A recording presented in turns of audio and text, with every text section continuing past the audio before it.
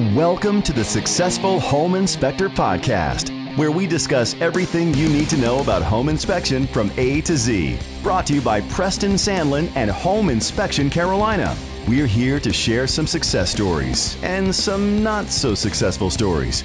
Some things we can all learn from, and maybe, just maybe, we can help each other and raise the profession. So sit back, turn up the volume, and enjoy. Now, here's your host of the Successful Home Inspector Podcast, Preston Sandlin.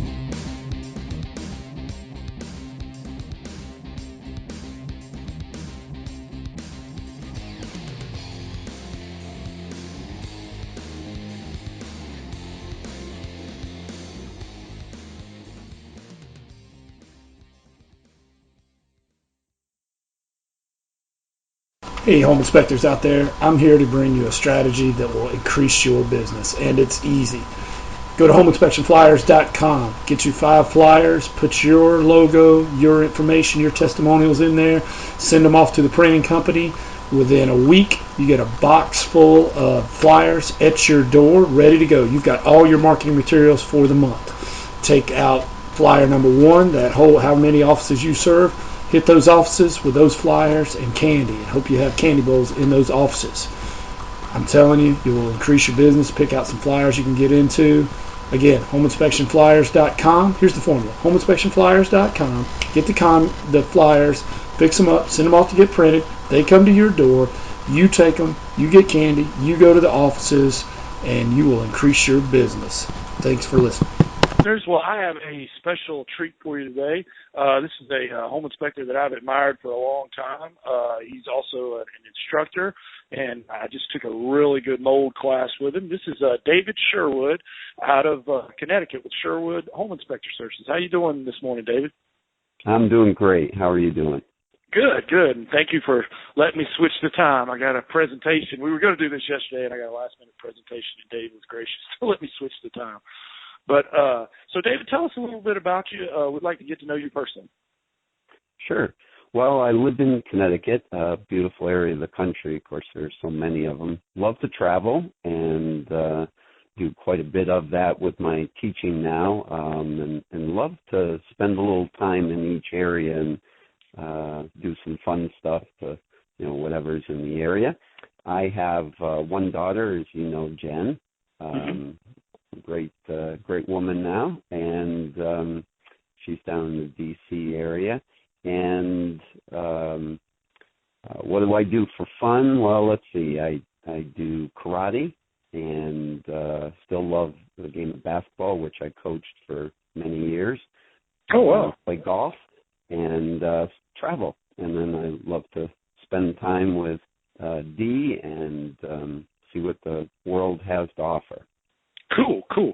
Well, we're definitely going to delve into the teaching that you do, because I definitely, I just took your class and I highly recommend it, but we'll get into that. But first, let me, not too many of us grew up wanting to be a home inspector. I know I wanted to be a pilot and an artist. Still do. One of these days when I retire, of course, my eyesight may not be as good as it used to be. But so tell us, how did you become a home inspector, and what did you want to be when you were a kid? Well, God, I think in my early years, what I wanted to do was be a fireman or an astronaut.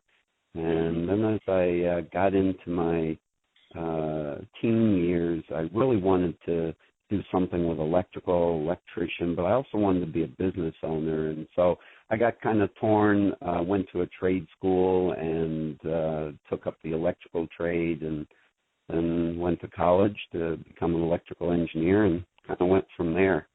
But how I actually got into the inspection industry was a little weird. Back in the early 80s, I was at a UConn basketball game, and the guy sitting next to me was an engineer.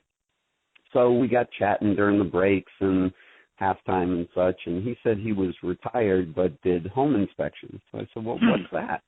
And so he says, well, it's pretty cool. You walk around somebody's house and you evaluate it and you write up a report, only he did it very different.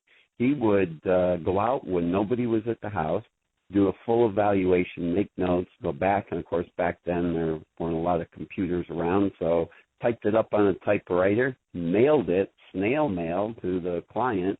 Wow. And when they got it, they would call him.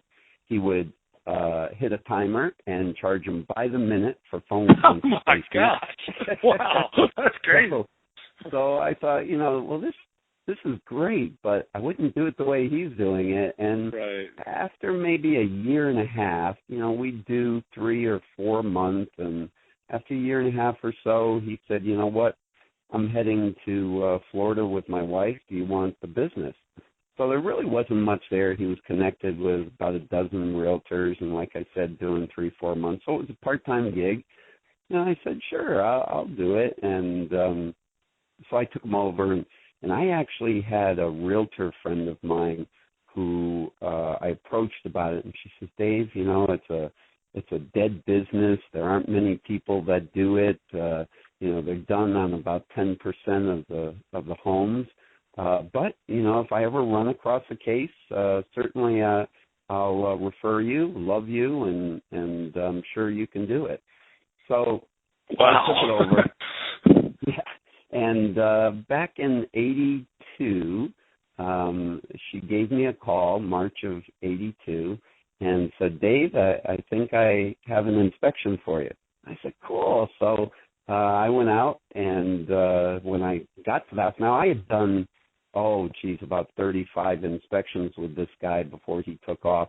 All houses built between 1945 and probably 1980, 1978, something like that. So I thought, that's it. I'm ready. I can take on the world. I know what's coming. So I get out to my first inspection. This house was built in 1716. Oh, my gosh. The oldest house in the town. That was before George Washington was born, I think. Yeah. So I'm looking at this house. The roof is sagging. The windows are moving inward. The front door didn't open. And the clients are standing there saying, so tell us about this, and we're curious about the roof, and is that chimney okay? And I said, okay, you guys go inside, be patient. I'll be with you in a minute. I got to set some things up. So I got my ladder up to the roof. Meanwhile, I am shaking in my boots. Oh, my God. All I could think of is, oh, shit, what did I get myself into? So I decided, you know what? I got to take this one step at a time. Okay. I know shingles. Let me look at the shingles and at least evaluate that part. I know chimneys. So I started breaking it down, and out of sheer panic, I developed a system of how to break things down step by step and then see how they come together collectively, what I call the holistic approach of evaluation for the inspection. And then when I got done with it, I went to the library, used their typewriter because I didn't have one myself, and typed up the report. And every time I hit a period, I put a hole in the paper. And so I sent them out this 5-page report. I'll tell you, I should have paid them for the inspection. But I got $125 for it, and I thought I was king. 5 pages. Oh, my gosh. Wow. You got me beat. My oldest, I thought I had a pretty good story. My first inspection was this, I get sent out on it. And I trained this whole time. And so what happened was my first inspection was on a Saturday because none of the other guys wanted to work on a Saturday. So, I was it. They sent me down to Myers Park, which is this older part of Charlotte, but not that old.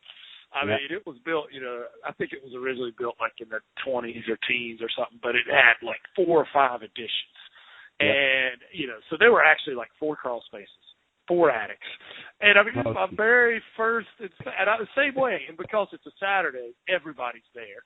Buyer, seller, uncle who did heat and air 10 years ago, they're all there, breathing down my neck, and of course the first question, how long you been doing this?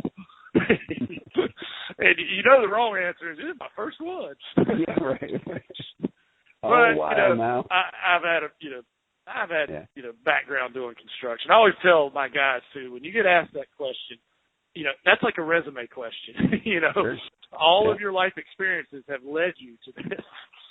So anyway, well, let's see. So that was back in about 82. So if my math's right, you're looking at 33, 34 years-ish.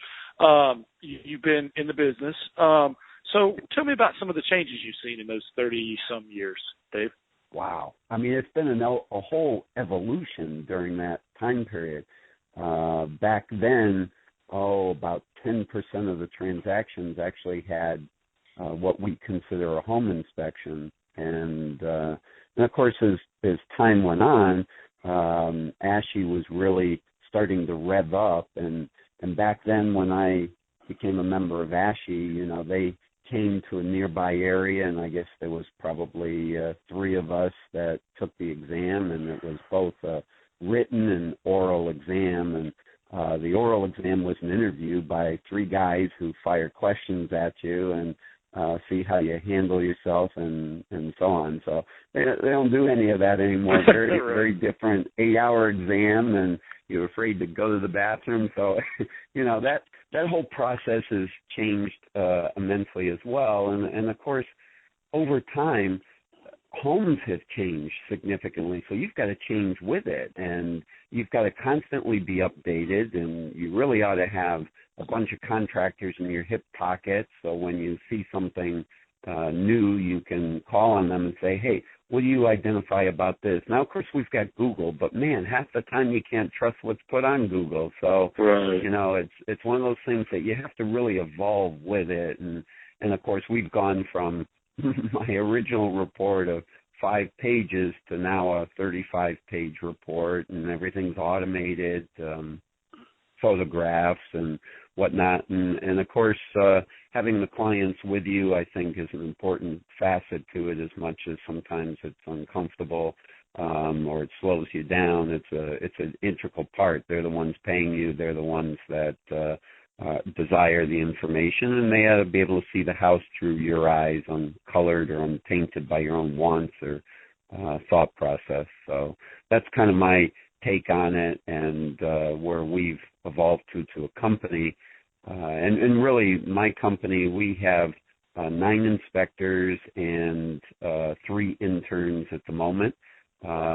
We have an environmental person, and we have a business developer who's coming on board starting the first of the week, and then, of course, our office manager and marketing personnel. So that, gone from me to that, so very significant changes along with the industry and its changes.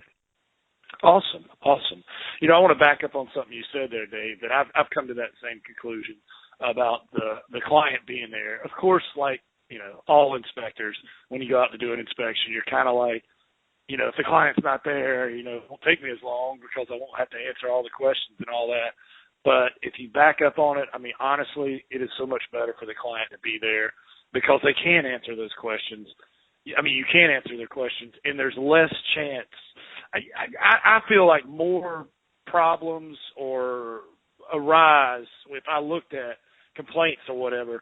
There's a much greater chance if they weren't there because they didn't understand something, or and quite frankly, as much as we hate to admit it, I would say a lot of clients don't even read the report. So right. I mean, at least if you're communicating it orally. And, we've got to the point where we are actually, we have GoPros going the whole time because sometimes you get into that, well, you didn't tell me that. Well, yeah.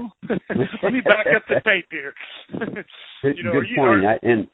I'm willing to bet that 70% of the people that are not on an inspection, which isn't very much, it's usually about 90% of the people are present, but 70% of those people that aren't, I'm willing to bet if you take a look at it, they're the ones that keep you on the phone for half hour or an hour with questions either before they make their choice or after they move in and they're not happy. And so you really have to take a look at that aspect too, because when they're not there, they don't get a full scope or understanding of your limitations and of what the site looks like when you're there. So if you can't get into a room or you can't open an electrical panel, they get it because they can see it when they're there. When they're not there, it leaves open for all kinds of interpretations and misunderstandings.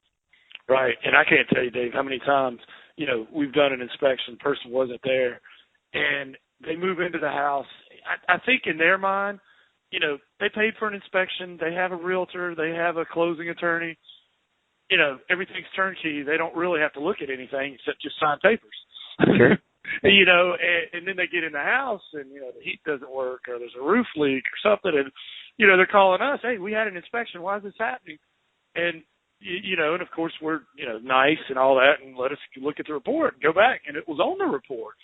Yeah. And, and I honestly, I just think we live in a world now where everything, I think they expected the home inspector and the realtor to do this for them. Yeah. And at least if they're there, you can explain, you need to read this report. You need to go through it. You're the person who has to sign off on this. And they, I don't know. I know you probably have had those where you get a complaint and, you look on, it was on the report, but you know what? They weren't at the inspection. And that's probably where the lost in translation happens. Well, Dave, you mentioned that you had 9 inspectors. And for all the listeners out there, I know there's a lot of single-man operations. There's multi-inspectors, and there's absolutely nothing wrong with being a single-man operation. And some days I think I want to go back to that. I'll tell you what, the same thing with me. There are days when you get frustrated and you say, man, if I was on my own doing X number of inspections with a few days off, look at what I could make. No kidding. Well, and look at the headache that I wouldn't have. But so take us back there. You said you got 9, you got a couple in training. What was it like hiring that first guy? Because I know a lot of listeners out there are struggling with that. Tell us about that. Well, for me, it was interesting because I actually took on my best friend at the time. He didn't know anything about inspections, and so I said to him, "You can do this stuff, and you're smart. You're patient with people. You explain things well. I'll teach you the technical stuff." And he said, "Well, is it hard to learn the technical stuff?" I said, for some people it might be, but the type of thinker that you are and your understanding of sciences and so on, I think it's going to be easy. So we sat down literally in a couple of chairs, and I showed pictures, and I started going through at the time, ASHI had a manual, and I started going through, and I explained one section after another and how it worked. We went through steam heating systems and so on, and went right through till, after about 3 or 4 weeks of going through that a couple of hours a day, he decided that he liked it enough, so he would come out with me. So he went out with me on, we didn't have licensing at the time, so it was probably about 30 or 40 inspections. And then I had him doing smaller homes, ranches, and such with me there. And then from there, he went on his own and worked with me for, about 4 years. In fact, he took over my business when I travel across country with my daughter. We took 6 weeks off and went across country. And he kind of helped out and took over. And every once in a while he had questions, so he would call me and I'd answer them, and that went well. After about 2 or 3 years of him working with me, I got 6 weeks off, so that was amazing. And and then we kind of went from there. So yeah, well that's great. When I first started, I went through 2 partnerships. It was kind of like same sort of thing. Your best friend, you go have partners with them, and in both situations they started out great, but at some point we kind of had different directions we wanted the business to go in, Sure. Yeah. It was kind of like Sonny and Cher, sort of like, well, one person here is pulling a little bit more of a load, but we're getting paid the same amount of money. But anyway, I won't go any further than that. So you talked about your training. Well, how do you, if you hired a guy today, Dave, what would you, and I know it would probably depend on his experience and whatnot, what would your training process be like for a new inspector with Sherwood Home Inspections if you hired one today? Well, let me tell you first that in our state, we have licensing. And in fact, when I say our state, we really encompass 2 or 3 states, depending on where you are in the state. So we have Connecticut, Massachusetts, and New York or Rhode Island, so depending on where you are in that area. But mainly we cover Connecticut and Massachusetts. So both of those states have a licensing requirement, and part of that is an intern program, meaning that the new intern has to go on a number of inspections with us. Now, the state requires that they accompany us on at least 10 inspections, and then after that we can oversee their report for 90 inspections. Well, to me, that's hogwash. There's no way in New England where you've got houses built in the 1700s all the way up to new. You've got condos, you've got Frank Lloyd Wright houses, you've got all kinds of things that you could run into. There's no way you're going to do that in 10. So the way we set up an intern program is threefold. The first one is you must come to our training classes every Wednesday for 3 hours, 9 to noon. And as you do that, you get experience connecting with veteran inspectors. We talk about technical topics. I also talk about people skills, how to communicate with people, how to read body language so you know when your client is out of the picture 10 minutes ago and enough is enough. Sure. How to lead an inspection properly. And we talk about the procedures of inspection. So we have a full training program that they go through. And then, of course, there's going out on the inspections, and that's a graduating program. First, you observe the first 5. You don't give input even if you know the answer. You just watch the process unfold. And then you start doing parts that the inspector will ask you to do. And then you start doing more of them and contributing to it. And then you run parallel inspections. I've got a guy now that's doing parallel inspections and reports. We'll review them. And when we feel he's ready, then he starts with condos and ranches and then develops from there. So that's the process that we put our guys through. And I'll be honest with you, in maybe 20 years that I have taken on interns, I find not always, but most of the time, contractors that come with experience in the industry get in their own way more than a guy who has no information. You would think it would be the reverse, but it's not. You're right. Right. And I think part of it is they start making assumptions based on their history. Well, I've seen this before, and it's behind the wall, so I'm going to assume it's that. You can't do that because as a contractor, they're going to rip that wall out, and they're going to see it and get to it, and it's no big deal to them. But to the layman, it's very different, and it may look very different when they do open it up than what your experience has showed. So there's many different facets to it that can oftentimes make it complicated, and the contractor actually has to be willing to let go of a lot of things and restructure their mindset. And if they can do that, they'll be excellent. But if they can't, it's a challenge. Right. Well, we've had some of the same thing. I mean, when I was younger, I thought, oh, this guy's a builder. He was in the newspaper a couple of years ago as one of the up-and-coming builders. I mean, man, oh, my goodness.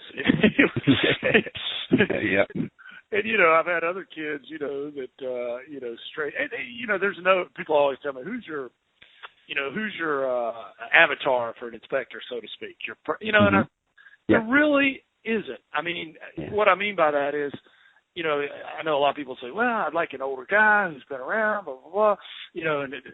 I've had good and bad with that avatar. And I've had good and bad with the younger guys, too. So, I mean, there's no, I think integrity and willingness to learn and people skills, the three of those, if you can get some score in all three of those boxes, you're doing good. You're absolutely right. You can take someone that has those skills, particularly integrity, because they need to walk through an inspection when they don't know something to be able to say, this is interesting, it's new, so I'm going to do a little research on it and get back to you. And that's where it's great. They come to class and say, hey, I saw this the other day. I got to get back to the client. What are you thinking on this? And we can hash it out. And then the guys learn the evaluation process, not just the answer. So that works out tremendously well for us. Right. Well, good. Well, Dave, do you have a success quote you could share with us? a success quote. Well, probably my go-to quote would be, if you think you can't, you won't. If you think you can, you must. And if you must, you will. Now, just be open to the possibilities of how and when that occurs. But that's my favorite. Awesome. Awesome. Yeah. I'm going to write that down. Can I put that on Facebook? I'll give you credit for it. Sure. Go ahead. All right. Well, I thought you were going with the Henry Ford one there for a minute. Where the one, what is it? Whether you think you can or you can't, either way, you're right. Right. Yeah. Let's see. Now, let's say that I am a buyer or a real estate agent in your tri-state market. And let me first say, I meant to say this back then when you said that. I feel for you, brother. I only serve 2 states, North Carolina and South Carolina, because we're right here on the line. And it is such a pain because we do home inspection and termite inspection. And we have to get everybody licensed in both. And then the keys, the super keys are different.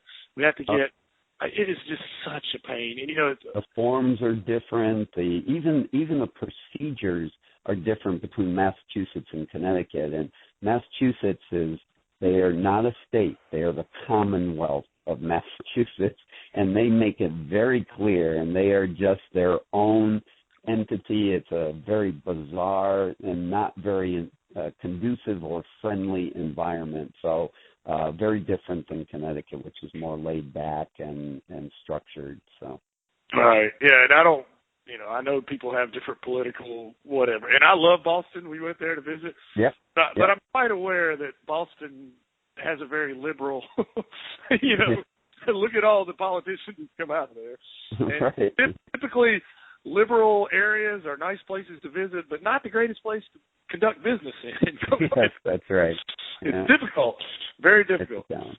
Well, so let's say that I'm a buyer or a real estate agent in your market. There are other home inspectors in your market. Why should I hire you, David? Is there something you guys do that the others don't? Well, first of all, I really hope that you don't hire me. I want you to hire my inspectors. Okay. Well, let's say you hire them. I have spent enough years in the field, and so why hire my inspectors versus another guy? And I'm going to give you an example. We just sold one of my investment properties the other day, and it was inspected by a local inspector. And I went in after he got done with the inspection, and I was so frustrated and so angry that he got up into the attic and left half of the insulation down on the hallway floor from getting through the attic. He left doors open, windows on, and that's both the realtor and him, but more him. He ripped off the insulation off some of the ductwork, off the water heater, and never put it back. I mean, left water trickling in the tub. It's like, God, what the heck is this? And so I think one of the main reasons why the realtors really appreciate us and the homeowners, we're very respectful. We understand that the property is ours to borrow for a short period of time, and we leave it better than we started and better than we found it. The other thing is that we educate our buyers. We have a quote, and our quote is that we not only inspect, we educate. We take the time to walk people through all of the situations. I just had a email that I got this morning from one of my inspector's clients saying that we loved Rick so much that we decided not to buy that house, but we're going to buy another one. We'd like him to inspect that because he took the time to educate us and not just feed us information and walk off.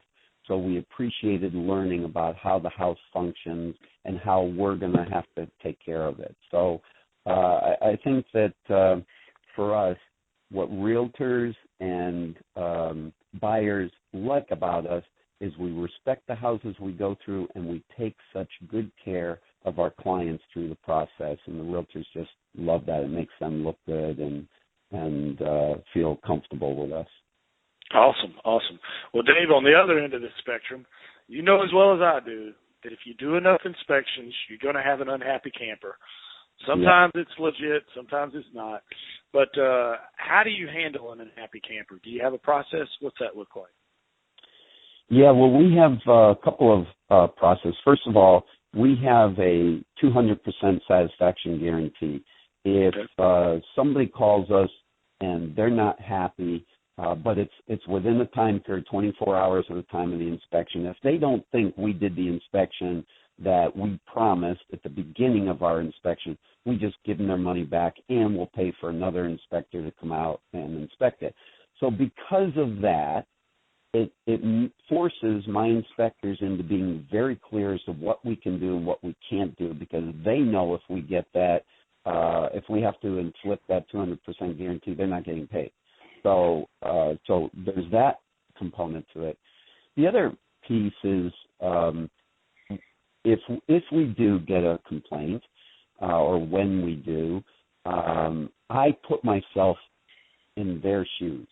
These are people buying a house who are pretty nervous. It's one of the biggest investments they're going to make in their lifetime. Even if they're relocating and they've done this 8 times, it is still right now a market that is up and down, and this is their best shot at understanding whether this is the home for them or not. And so we make sure that if they're calling up and they're complaining about something, then I listen to them. I understand where they're coming from. I treat them as if it was my daughter, and how would I feel under that condition. And if I can at least do that, then maybe I'm putting myself beside them and not across from them. All right. And then from there, we can take a look at what the situation is, what the actual situation is, and we can walk through it. Are there expectations in line with what would be helpful and what we set up in the beginning? Was it something that was within the guidelines and could have been picked up? And then, we just answer those questions, and from there, we take it from there. And most of the time we can work it out. I've never had a case, and fortunately in 30-something years, I've never been sued. So all of our, I mean, that's absolutely amazing. And everything we've done has kept us out of that situation, and we've been able to work with everybody. So. That's excellent. I'm gonna borrow a couple of those things from my company. I hope that's okay. Sure, absolutely. Training my guys. Yeah. Well, Dave, we're going to get into some highs and lows, but first, let's take a pause for our sponsor. Hey, home inspectors out there, I'm going to tell you a creative, inexpensive way to increase your business massively. Go to homeinspectionflyers.com and get the flyers. You get 5 flyers a month. You customize them to yourself. They're turnkey, they're creative, and it's $29 a month for 5 flyers. That's less than $6 a flyer. And they are done by yours truly, Preston Sandlin, and I am a creative guy, especially when I don't take my medication. But I come up with some crazy stuff. It works for my business. I went from 1 inspector to 7 inspectors with this strategy alone. So again, for $29.95, you get 5 flyers. I do 1 per week. I send them off to get copied on the internet. I can get them for about 7 cents a piece, and I put them out in the boxes when I do my candy run. Works fantastic. homeinspectionflyers.com. Thanks. All right. Well, we are back here with Dave Sherwood of Sherwood Home Inspection in Connecticut, and Connecticut, Massachusetts, Rhode Island, part of Rhode Island. I can't remember all the other places, but he's in the Quad State area, I guess. Yeah. Well, Dave, you have been dropping some golden nuggets all over the place, and I'm sure the listeners appreciate it. I've been taking notes. We're at the halftime here, and I really appreciate your time. Can you tell us about a time when you failed? Take us there, and what'd you learn from it? Okay, so tell me your definition of failure so that I can, because mine may be very different than many others, so it may help me understand how to best answer the question. Well, maybe a time you fell way short of what you thought, or when you didn't handle something we had a complaint that, in retrospect, we should have handled it a lot differently. And, that type sort of thing. Is there something you did in your business or something that in retrospect you would have done differently? That sort of something you learned from a learning experience, I guess. Okay. All right.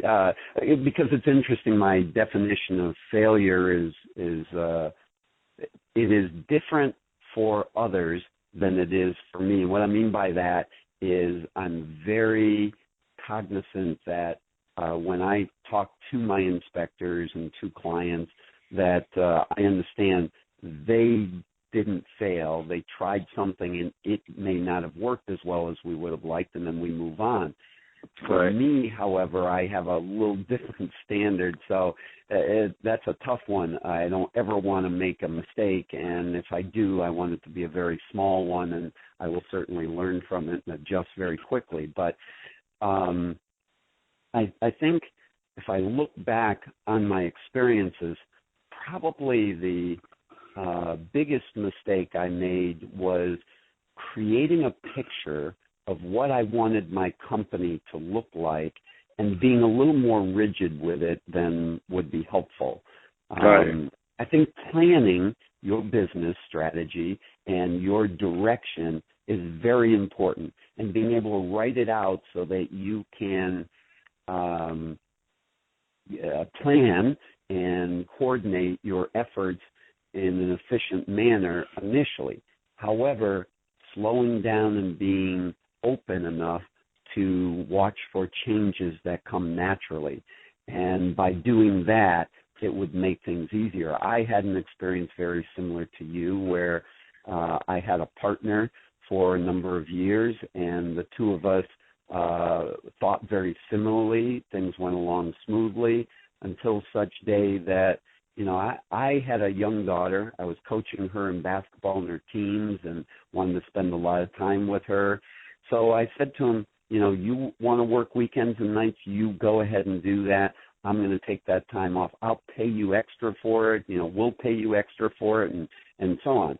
And it just got too much for him. And then he had a new baby coming, and he kind of went berserk on me and started yelling, screaming, kicking things around the office, and things broke down very quickly. And so in hindsight, I would have built some things in differently. And I think recognizing that sometimes I have more value than I think that I bring to the table would be helpful in a situation like this. So from a business standpoint, I've grown a lot. I've learned a lot. Forgiving myself for mistakes that are made and adjusting quickly is an extremely important one. I remember somebody telling me once that, do you realize when a plane takes off and goes from New York to L.A., that it's off course 70% of the time, and they're constantly readjusting wind factors and pressures and so on and so forth. Right. And so that being the case, it's very important for me to know that maybe I'm going to go off course a lot of the time, and I need to be paying attention to detail. And the bigger you get, the more attention you need to spend on the business and less on the details of the inspection end. So therefore, you better have a good training program, and you better have a good manager in place to be able to oversee those. Because if you can't, that's when things are going to go awry faster, and they're going to unravel pretty darn quickly. So I think that's probably the best lessons that I've learned and mistakes that I've made in the past. No, I'm sitting here going, I'm nodding my head as everything you said, especially the part about your goals. Like I was kind of the same way. Like I had, these are my long-term goals, these are my short-term goals, these are the actions I need to take to make them happen, and here's my to-do list. I would break it down. Yeah, absolutely. Manageable spots, and that's a good thing. That is a good thing, and it's workable. But other opportunities come along, and sometimes something you were shooting for here is no longer. I'll give you a case in point. I didn't want anything to do with mold. I don't want anything to do with it at all, and I avoided it, and we'll get into this. But I finally felt like, there's so many of these companies that are ripping people off that, I've got to get into it, and I don't want to. And then I took your class, and now it's part of one of my goals. You know what I mean? Well, it's an interesting thing, and if I can just dive into that for just a minute, Sure. I actually started that process back about 15 years ago out of what I thought was a necessity. I did not have in my business plan anywhere that I was going to start a different company or a different process. I was here to do home inspections and help my client out. But I started noticing that when we ran into mold situations, the clients were really getting stuck with, okay, what do we do with this? And the realtor was used to looking to me for answers and me not having an answer. And Right. I don't like that. So Right. I don't mind it in the moment, say, I don't have an answer for you, but I'm going to research it and I'm going to get back to you. So in researching it, I happened to be at an ASHI conference, and it was down in Atlanta, and I had been teaching there on some things. And at one of the breaks, I was in with many of the vendors, and I was at a booth where there was a restoration type company there and a lab next to them. And so I asked the lab, what do you do when you get elevated levels of mold? And they said, well, we send it back to the client. And I said, okay, the client being the home inspector. Yeah. Well, then what happens? I don't know. So I had a couple of home inspectors around, and I turned to them and said, well, what do you do? And they said, well, we don't really do anything with mold. Well, what do you mean you don't do anything with it? Well, we completely keep it out of our reports. Well, isn't it an indicator of water? Yeah. So wouldn't you want to tell them that maybe some water is getting in or has gotten in? And they said, well, yeah, we haven't thought of it that way. Now we don't know what to do. And then I looked over the restoration guy, and he says, well, when someone calls us up for a quote, we go out and do a quote. And then what? Well, that's it. So I noticed this whole industry was fragmented. Everybody did their job and their job only, and Right. It left open for mavericks to get in. And what I mean by that is, you got these Yahoo guys that decide how the whole entire industry is going to work, whether it's a restoration company and they go out there and charge mega bucks for something that's not necessary just to protect themselves, or you get these guys that go out and take 20 samples when only 5 were necessary, and then they get the result back and they just give it to the client and say, well, here's your results. Okay, what does this mean? I don't know. Call a lab. What does the lab know about what this looked like on site and what was going on? So I decided that it really, at least for my company, it needs a holistic approach. So I started a process within my company that when we find the mold, we would make a determining factor of what caused it to be there. Then what we'll do is we'll team up with a company, and there was a Serve Pro in the area, and the guy was known as the mold guru of New England because he did more with mold than anybody else. So I sat down with him, and we got talking. He educated me a little bit on his end. I started educating him on my end. And as we went through over about a 5-year period, I started collecting data and started conversing with him. And we had a really good program going where we referred work back and forth, and I started getting information from different sources that I implemented, like Building Sciences from Jeff May, and did a lot of research, thus creating the program similar to what we have today. The only difference is now we can shorten the duration up that it takes to remedy the situation, and it's considerably cheaper.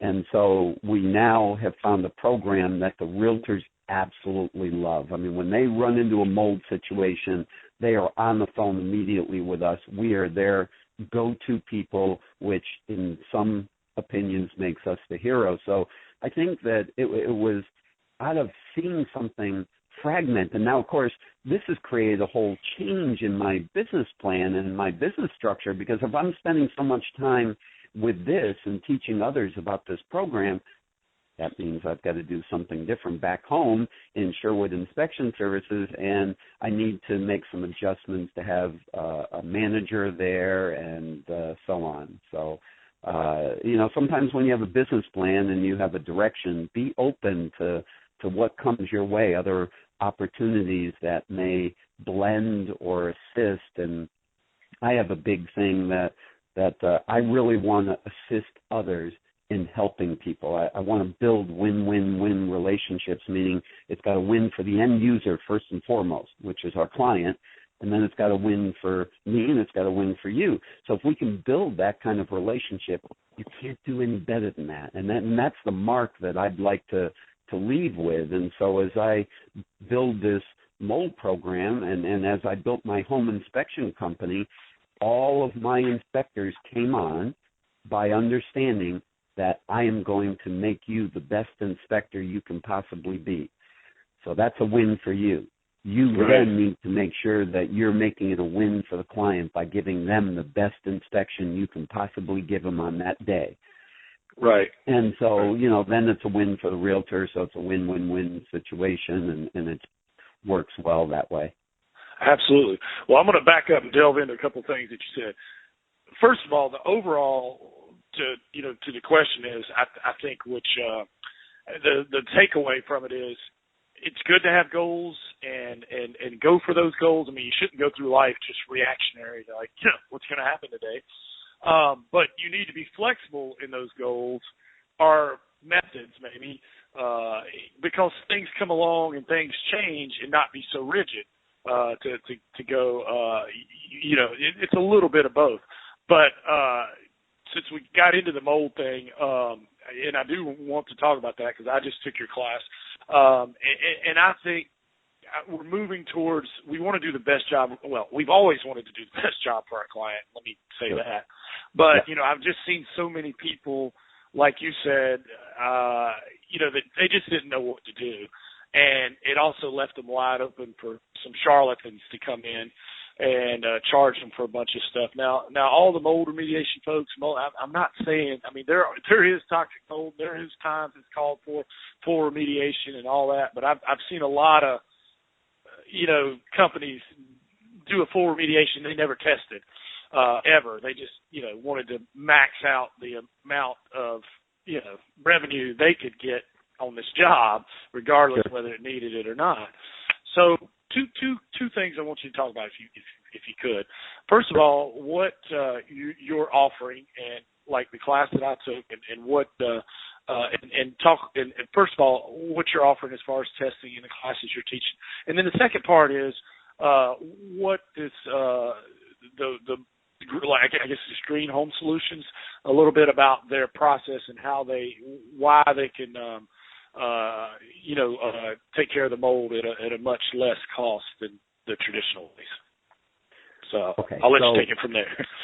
All right, thanks. So what I'm offering, what our program is it's a way to assist home inspectors when they run into mold. Now, in some areas of the country, it's, maybe 20, 30% of the time. And in other areas, it seems like it's every inspection you go on. And so because of that, they have become somewhat complacent with it, thinking, well, it's on every inspection, so what are you going to do? And they just kind of throw it up. Well, we can't do that anymore because the risk of liability is becoming too high. This mold awareness as being a health risk to some people, many people, is growing. And with that awareness growing, there's no turning back now. And it really, when you look at it, isn't any different than when termite and carpenter ant inspections came about and the form of treatment. And then initially it was somewhat barbaric and putting chemicals into the ground that we would never do now. And things have evolved. Everything evolves, and so does this.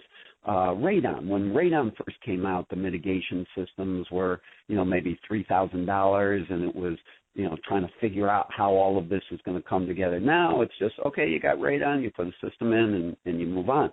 This is going to be no different.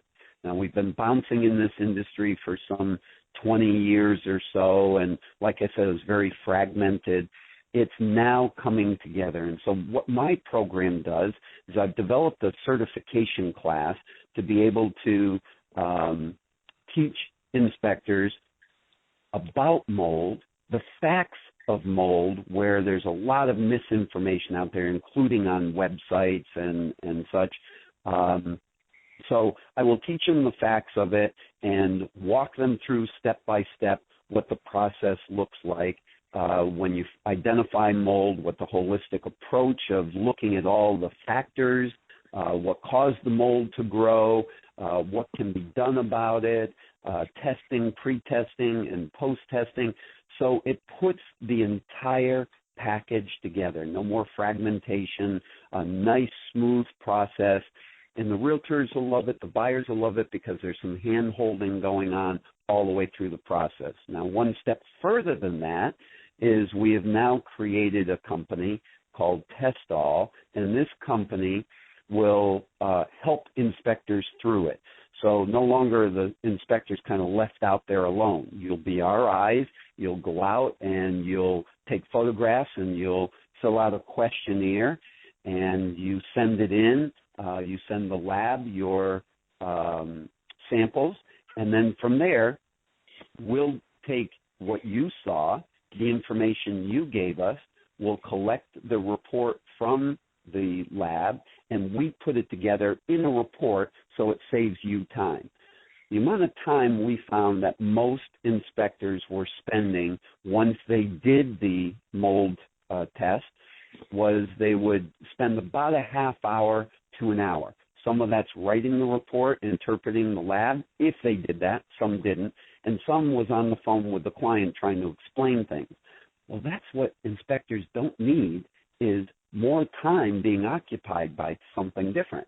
Right. So we've created this separate entity that will interpret the results, send it out. We'll spend the time. I've got mold specialists that I'm training. We'll spend the time on teaching people about the mold based on the information that you gave them, walk them through, right through the cleaning or remediation component, and then wrap it up after that.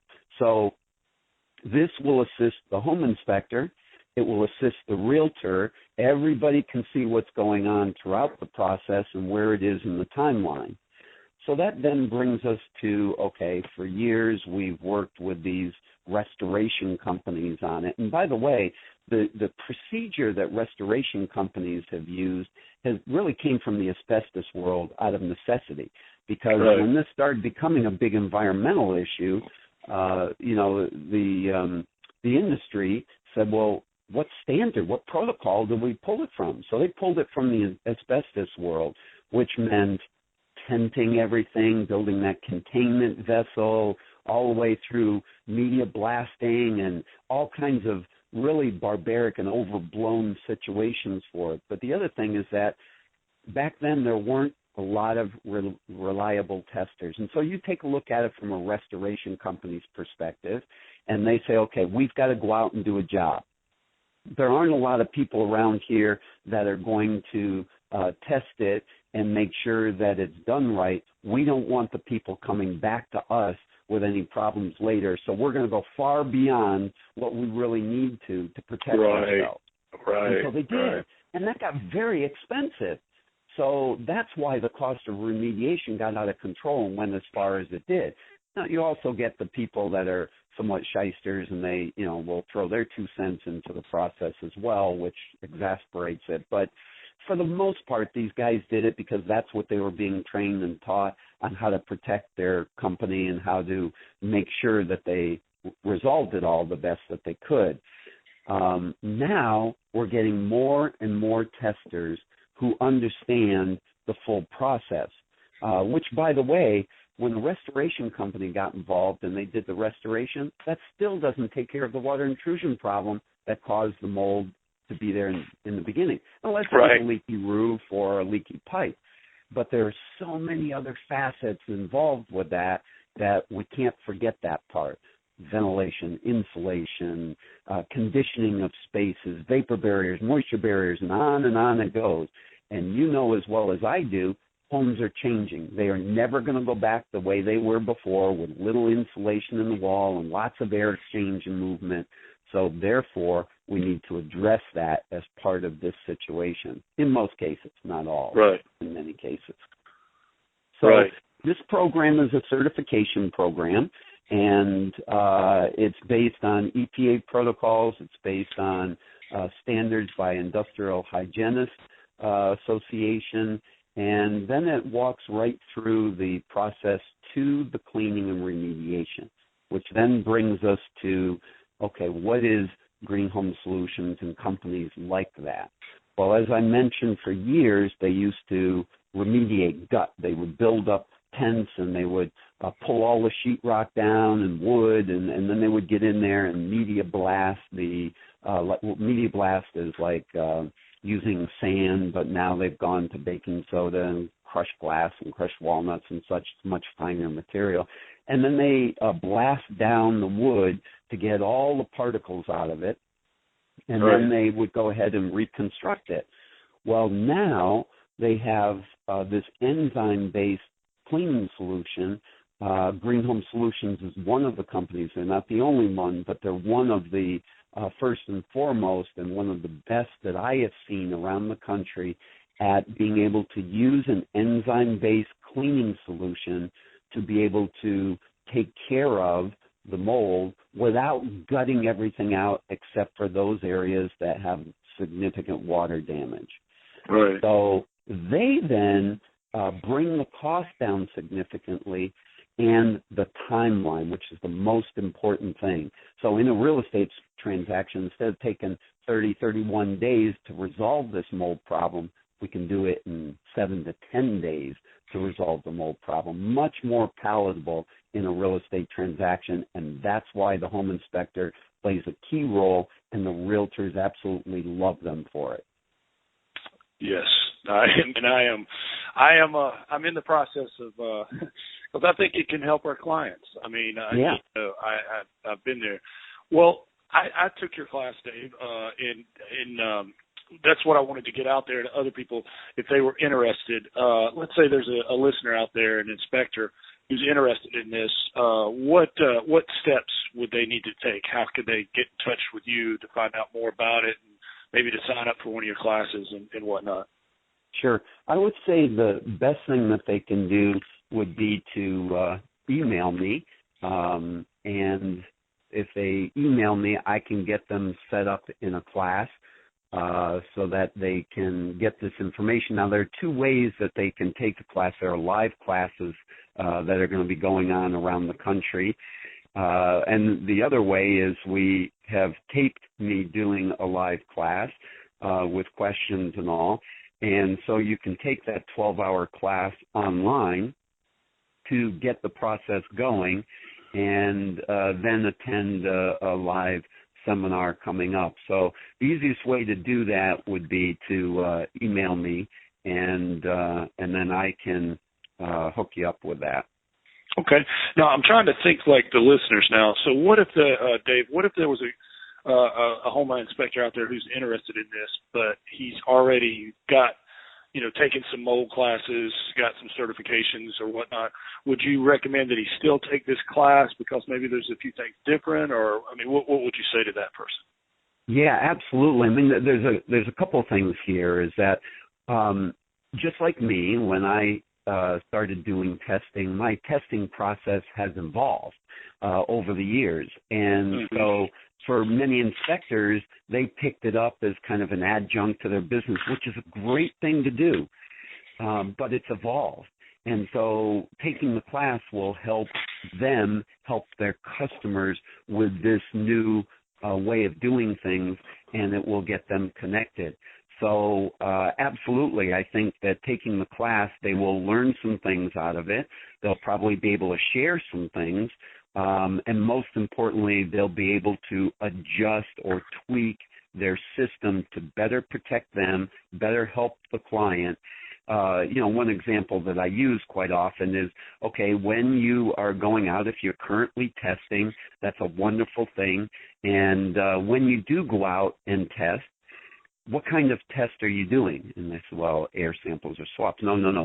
What's the name of it? Is it a limited or is it a screening? And they said, what do you mean? Okay, now you need to take the class because you're missing a lot of information that you should know as a basic part of that testing to protect yourself and to let the client know exactly what they can expect from this. So the program comes, they will get contracts, they'll get forms, they'll get the process down, they'll get marketing things. This is really business in a package, or I used to call it, because I used to give it to them on a memory stick, business on a stick.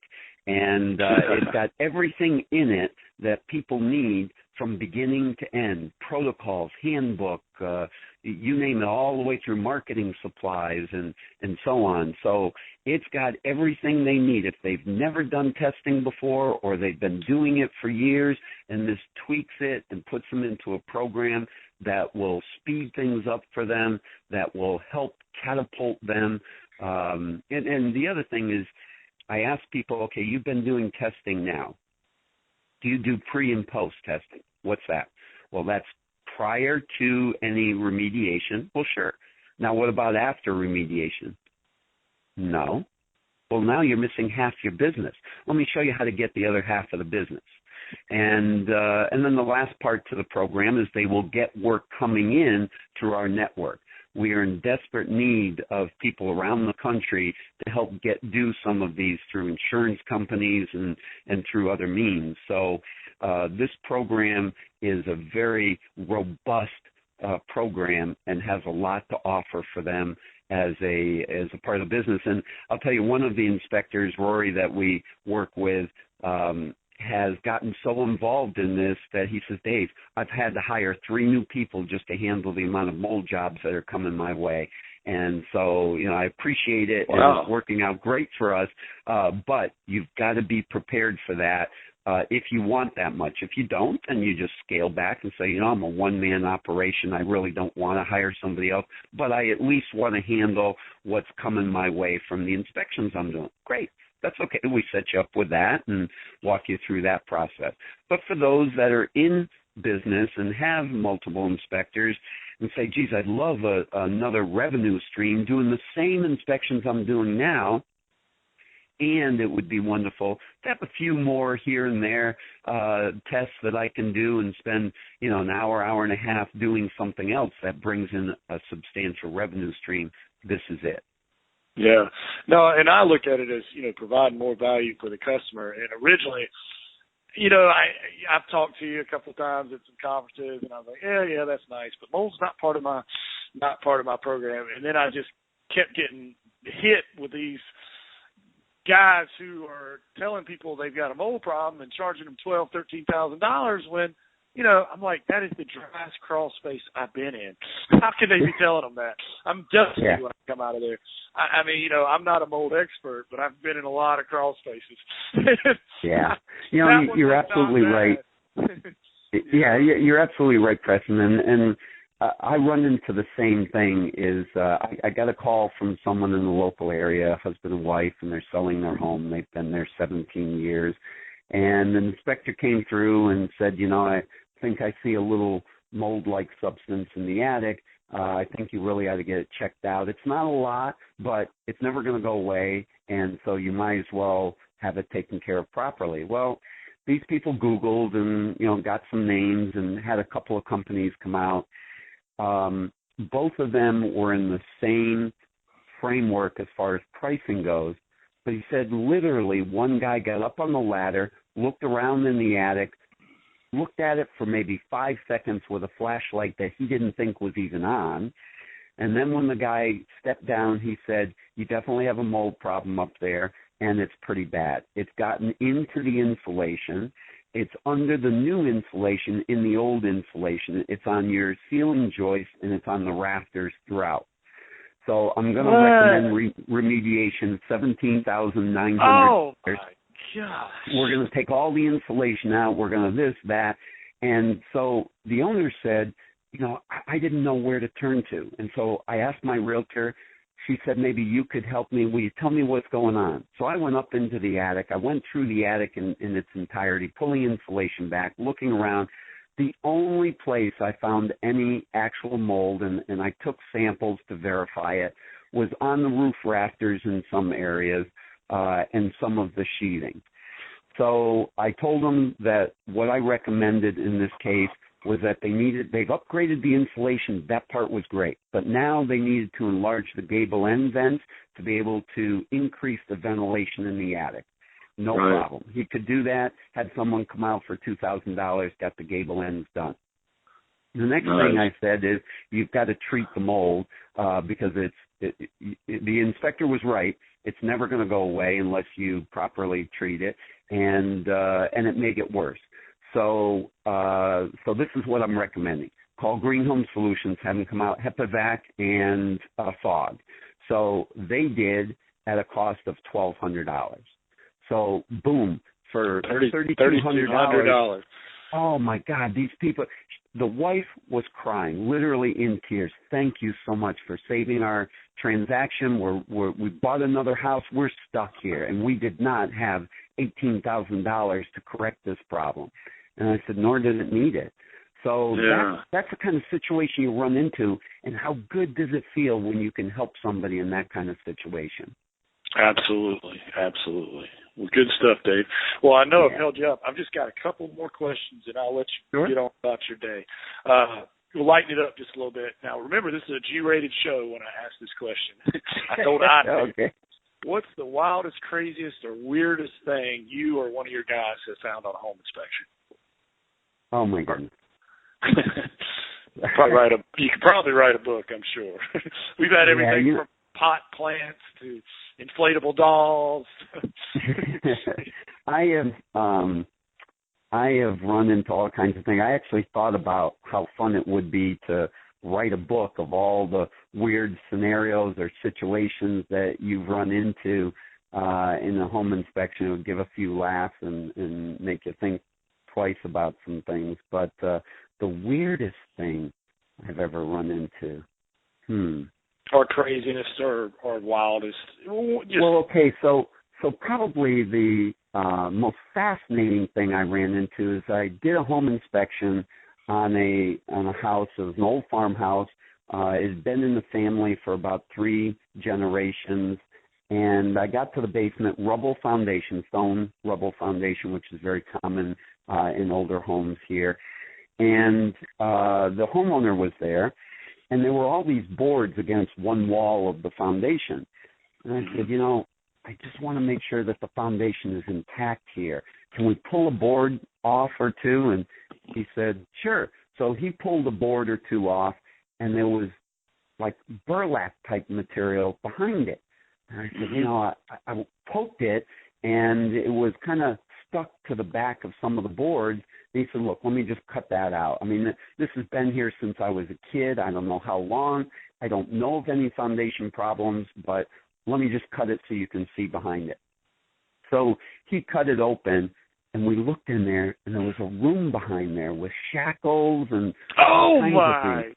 So we got into it, and apparently it was a room for the Underground Railroad, and they actually brought the Historical Society in, and they validated it. And in there was a letter stapled to or tacked to with an old square peg to one of the columns, and it said, "To my sweetheart, we are moving north by northwest. I will be home by the new moon." So it was, and apparently that was from the War of the 1812 or something. So there was some really intriguing stuff there. So every once in a while we run into something like that. You win. That's the best one. Wow, good job, dude.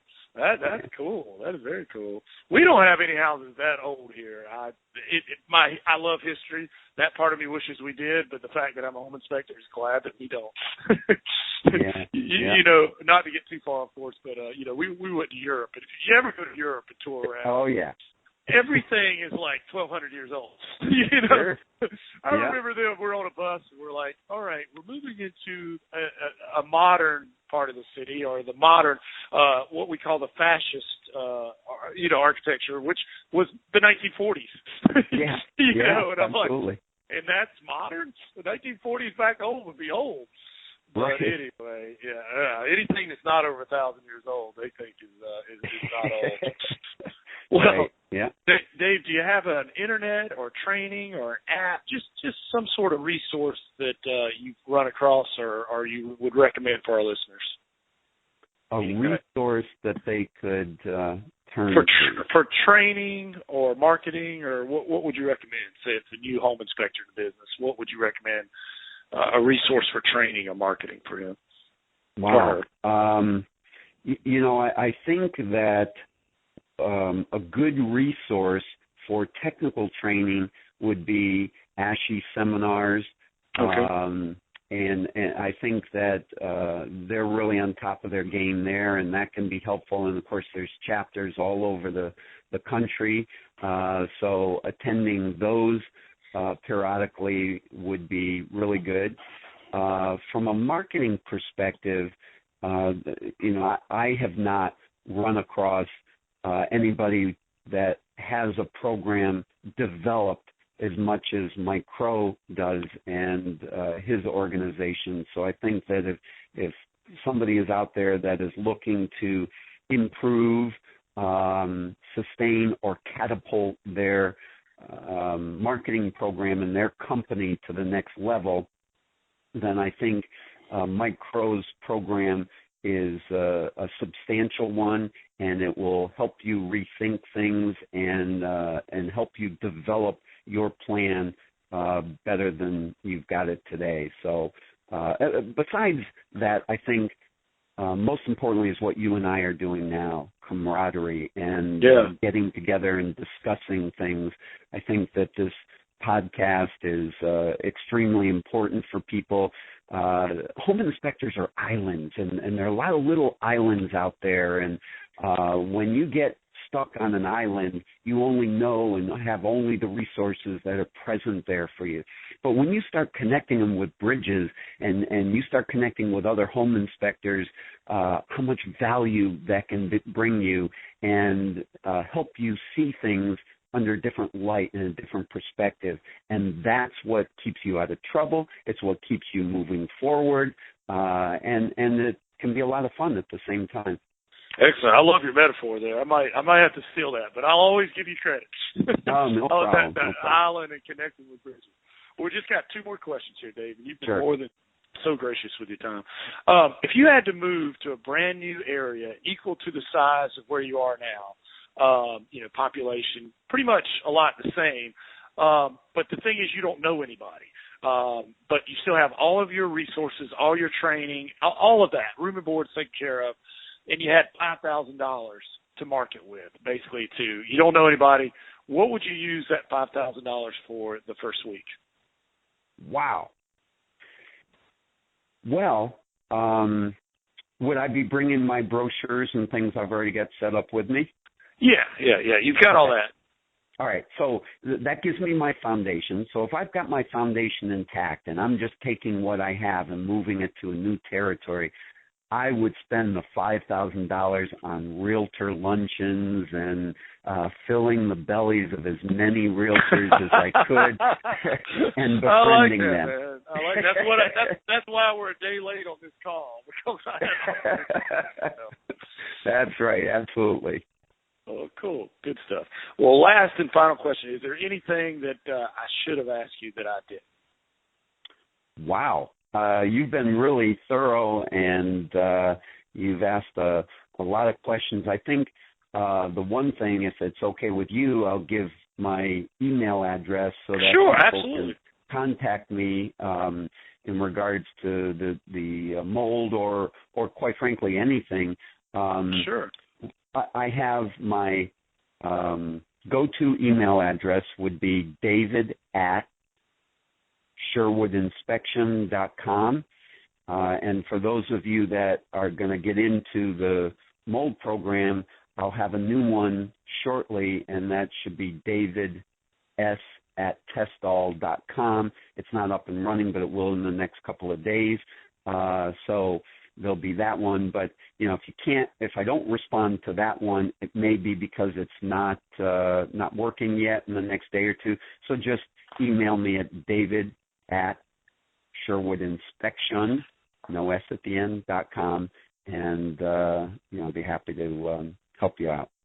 Absolutely. Well, Dave, I wanted to say, first of all, thank you for the kind words about the podcast.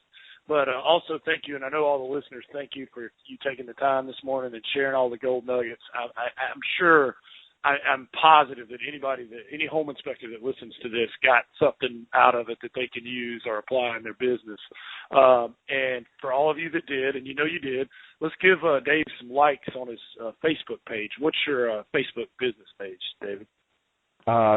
That's a good question. I think it's Sherwood Home Inspection. I was on it earlier. It would be Sherwood Inspection, and it's one of those things that I don't spend a lot of time in. I have a LinkedIn and a Facebook section, but I don't. My daughter used to run all of that aspect of things, so I apologize, guys, for not being up and clear on that, but it looks like it's Sherwood Inspection. Okay, cool. And just one more time before I let you go, your active email address right now, if somebody want to get in touch with you. Yep, it's david@SherwoodInspection.com. All right, awesome. Well, David, we will talk to you soon, and I know we're in the process of setting up a class, so we will definitely be talking. But I just wanted to say thank you, and I appreciate your time this morning. Excellent. Well, thank you. This was fun. Appreciate it. Thanks a lot. Same here, Dave. Good job. Take it easy. Yeah. Bye. Thanks for checking out the Successful Home Inspector podcast. You can find show links at thesuccessfulhomeinspector.com. Check out the website for special offers, information, and other resources. Thanks again for listening to the Successful Home Inspector podcast. And remember to check back for new episodes. The Successful Home Inspector podcast is brought to you by Preston Sandlin and Home Inspection Carolina.